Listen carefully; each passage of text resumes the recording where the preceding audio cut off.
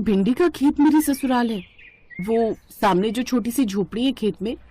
शादी के बाद क्या मैं उस घर में रहने वाली हूँ? बिल्कुल नहीं। मैं तो कभी भी इस घर में शादी नहीं कर सकती। मेरी ससुराल भिंडी के खेत में नहीं होगी। मैंने ऐसे सपने कभी नहीं देखे थे। पर दीदी, अगले हफ्ते आपकी शादी है, ऐसे अचानक मना कर रही हो? आप जानती हो ना पिताजी की गोपाल ने कितनी मदद की है। जब गुंडे पिताजी से कर्जा मांगने आए थे तब गोपाल ने अपनी जोड़ी हुई जमा पूंजी देकर पिताजी की मदद की थी। अब गोपाल के पास सिर्फ ये भिंडी का खेत ही बचा है। गोपाल के आधार को देखते हुए पिताजी ने आपकी शादी तय की ताकि आप खुश रहो। अरे खुश मैं खाक रहूंगी? इस भिंडी के खेत में रहते हुए मैं खुद भिंडी बन जाऊंगी। समझ ही नहीं आ रहा क्या करूं।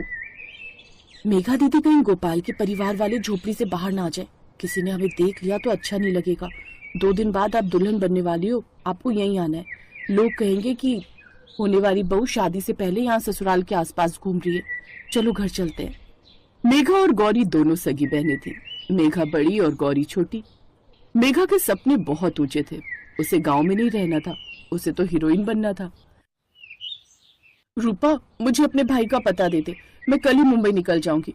मुझे उस भिंडी के खेत में रहकर सारी जिंदगी भिंडी नहीं बनानी। मुझे फिल्मों में आना है, बड़ी हीरोइन बनना है, बड़े पर्दे पर आना है। चिंता मत कर, मैंने जग्गू भैया से बात कर ली है। वो तुझे मुंबई रेलवे स्टेशन पर मिल जाएंगे। कल की गाड़ी है शहर से, तो सुबह सुबह निकल जाना। और हाँ, साथ में कुछ रुपए और जेवर भी लेती जा। ये ले नया मोबाइल, जग्गू भैया ने भिजवा दिया है। अब तू इसी मोबाइल से भैया से बात करती रहना। यहाँ मैं सब संभाल लूंगी। मेघा ने सोच लिया था कि वो शादी नहीं करेगी और भाग जाएगी, और ऐसा ही हुआ। शादी के दिन सुबह के समय सब तैयारियों में लगे हुए थे, पर मेघा तो भाग चुकी थी। गौरी, मेघा बहुत देर से दिखाई नहीं दे रही। कहाँ है वो? उसको हल्दी लगनी है। पता नहीं माँ, मैं भी बहुत देर से दीदी को ही ढूंढ रही हूँ। जानकी चाची, मेघा भाग गई। ये देखो, मुझे चिट्ठी देकर गई है। मैंने उसे रोकने की बहुत कोशिश की पर वो रुकी ही नहीं। बोली मैं मुंबई जा रही हूँ फिल्मों में काम करने। क्या मेघा शादी छोड़कर भाग गई? हे भगवान, ये तूने क्या कर दिया?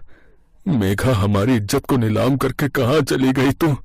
इतना अच्छा लड़का है गोपाल, कितनी मदद की उसने हमारी। उसके अच्छे व्यवहार को देखते हुए ही मैंने मेघा की शादी उसके साथ तय की थी। सारे रिश्तेदार आने वाले हैं।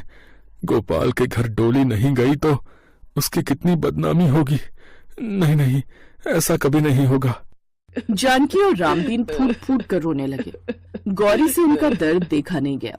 बापू, आप चिंता मत करो। आपकी और गोपाल जी की इज्जत पर कोई आंच नहीं आएगी।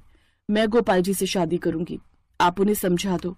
मुझे लगता है वो आपकी बात को समझ जाएंगे। जीती रह मेरी बच्ची, भगवान तुझे सारी खुशियां दे। जानकी, देखा, हमारी दोनों बेटियों में जमीन आसमान का फर्क है। एक हमारी इज्जत उछाल कर चली गई और दूसरी हमारी इज्जत बचाने का प्रयास कर रही है। मैं अभी जाकर गोपाल और उसके परिवार वालों से बात करता हूँ।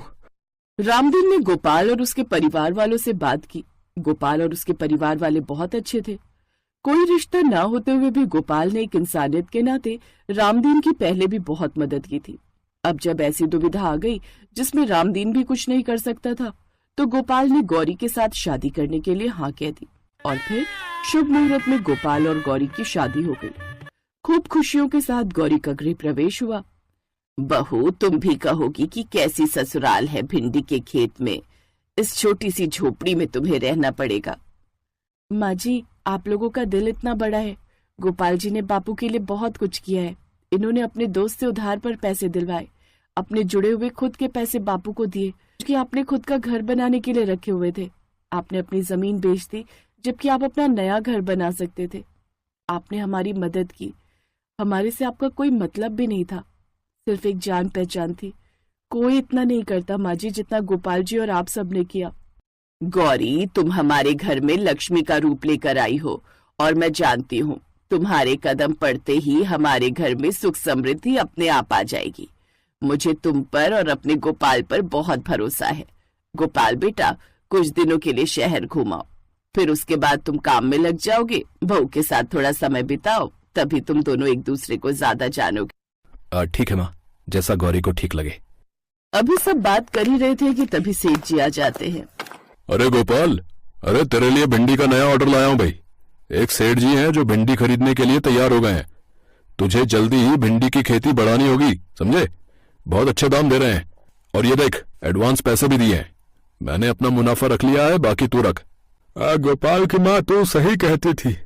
हमारे घर में तो सचमुच जो है लक्ष्मी आई है। सेठ जी कितना बड़ा ऑर्डर लेकर आए हैं भिंडी का, देखो। हाँ, तुम सही कह रहे हो। गौरी सचमुच लक्ष्मी बनकर आई है। गोपाल बेटा, तुम लोग घूम कर आ जाओ, फिर उसके बाद ये ऑर्डर। जानकी बहन, ऑर्डर तो जल्दी जल्दी पूरा करना है। अभी जितनी भी खेत में भिंडी आई है वो सारी तुम्हें 2 दिन में ही पैक करके भेजनी है। माँ जी, पहले काम जरूरी है, हम फिर बाद में कभी घुमाएंगे। हमें ये ऑर्डर हाथ से जाने नहीं देना। मैं भी भिंडी तोड़ने में आप लोगों की मदद करूंगी। हम सब बहुत जल्दी इस ऑर्डर को पूरा कर देंगे। गौरी की बात सुनकर सबके चेहरों पर खुशी आ जाती है। गौरी का स्वभाव बहुत अच्छा था। उसने बहुत ही मेहनत के साथ अपने ससुराल वालों की पूरी मदद की। उसे अच्छे से बोरियों में भरवाया और गोपाल के साथ मिलकर अगली फसल की तैयारी की। गौरी के आने के बाद गोपाल और उसके परिवार वालों की किस्मत बदल गई। जो परिवार कल तक भिंडी के खेत में रहता था, आज भिंडी की बिक्री होने के बाद गौरी की ससुराल अब भिंडी के खेत में नहीं थी, बल्कि उन्होंने खेत के बराबर में ही एक बड़ी हवेली खरीद ली थी, जहां पर गौरी अपने ससुराल वालों के साथ बहुत सुख से रहती थी। एक दिन अचानक गौरी की बड़ी बहन मेघा उसके सुख में खलल डालने के लिए वापस लौट आई। गौरी, तुम लोग इतने अमीर हो गए, पर अचानक? मेघा दीदी, सब भगवान की कृपा है। बुरा मत मानना गौरी, भगवान की नहीं, मेरी कृपा है। अगर मैं उस दिन शादी छोड़कर ना जाती तो आज तुम इस घर की बहू ना होती। वैसे तो इस घर पर और गोपाल पर मेरा हक है। मैं तो तुम्हें जीजा जी नहीं कहने वाली, क्योंकि मेरे मुंह से निकलेगा ही नहीं। मैं तो तुम्हें गोपी ही बोलूंगी, जैसे पहले बोला करती थी। मेघा, पहले की बात और थी। अब मैं तुम्हारी छोटी बहन का पति हूं, इसलिए तुम मुझे गोपाल कहकर ही बुलाओ। और मुझे एक बात समझ में नहीं आ रही, तुम तो मुंबई हमेशा के लिए चली गई थी, वापस क्यों लौट आई? गोपाल ने मेघा के साथ थोड़ा रूखा व्यवहार किया, जो मेघा को पसंद नहीं आया। मेरी मर्जी, नहीं मन लगा फिल्मों में, इसलिए गांव वापस लौट आई। बस अब तो मन है किसी पैसे वाले के साथ शादी करके सारी जिंदगी आराम से रहो, पर कोई पसंद ही नहीं आ रहा। मुझे तो तुम पसंद थे। मेघा दीदी, जरा बाहर चलना, मुझे आपसे कुछ काम है। अच्छा, मेरे से काम है, चलो। गौरी मेघा को हवेली के बाहर ले गई और गुस्से से बोली, देखो मेघा दीदी, गोपाल जी आपसे शादी कर रहे थे, पर आप चली गई। आपने गोपाल को उस समय छोड़ा जब दोनों परिवारों की इज्जत का सवाल था। अब आप इस गलतफहमी में मत रहना कि आप दोबारा गोपाल को पालोगी। अब सब कुछ बदल गया है दीदी। गोपाल जी मेरे पति हैं और मेरा उनका जन्म जन्म का साथ है, इसलिए अपनी सीमा मत लांघना। आप आओ, मेरे से मिलो, मेरे ससुराल वालों से मिलो, पर गोपाल जी से दूरी बनाकर रखना, वरना मैं बर्दाश्त नहीं कर सकूंगी। हाँ हाँ, तो मैं कौन सा तेरे गोपाल से चिपक रही हूँ? मुझे गोपाल से भी पैसे वाला लड़का मिल जाएगा। अरे जितनी मर्जी हवेली बना ले, सबको यही पता है कि तेरी डोली भिंडी के खेत में आई थी और आज भी तुम वही भिंडी बेचकर खा रहे हो। मैं भी अपने लिए पैसे वाला लड़का ढूंढूंगी, गोपाल से भी बड़ा पैसे वाला। हाँ तो अच्छी बात है दीदी, ढूंढो। मुझे अपने ससुराल वाले बहुत प्यारे हैं, मैं यहाँ बहुत खुश हूँ। आप यहाँ से जा सकती हैं। मेघा गुस्से में पैर पटकती हुई घर चली गई। उस दिन के बाद दोबारा उसकी कभी हिम्मत नहीं हुई कि वो गोपाल और गौरी के रिश्ते में दरार डाले, क्योंकि गोपाल और गौरी का रिश्ता पवित्र रिश्ता था जो मन से जुड़ा था।